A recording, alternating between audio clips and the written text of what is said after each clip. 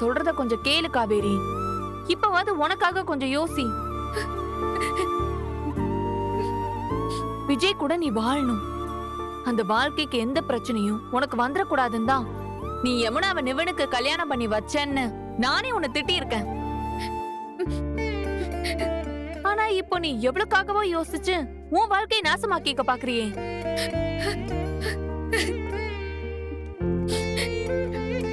நீ இப்பவாது உனக்காக யோசி காவேரி. உன் வாழ்க்கையை நீ தாண்டி காப்பாத்திக்கணும். நீ இத விஜய் கிட்ட சொல்ல வேண்டாம், அப்படியே விட்டுரு.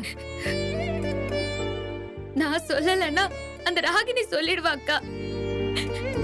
அவ மூலமா அவருக்கு விஷயம் தெரிஞ்சா, இத்தனை நாள் நான் விஷயம் தெரிஞ்சும் நான் மறைச்சத அவர் தப்பா எடுத்துப்பாருல்ல.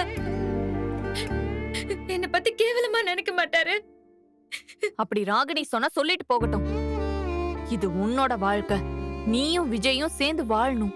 அதுல எவ்வளவுக்கும் குறுக்க வர்றதுக்கு ரைட்ஸ் கிடையாது. விஜய்க்கு தெரிஞ்சு பிரச்சனை வந்தா அப்ப பாத்துக்கலாம். பொண்டாட்டினா புருஷனை விட்டு கொடுக்க முடியாம தான் இருப்பா. அவ வாழ்க்கையை காப்பாத்திக்க தான் நினைப்பான்னு நாங்க சொல்லிக்கிறோம். நீ பேசாம இரு, நம்ம பாத்துக்கலாம்.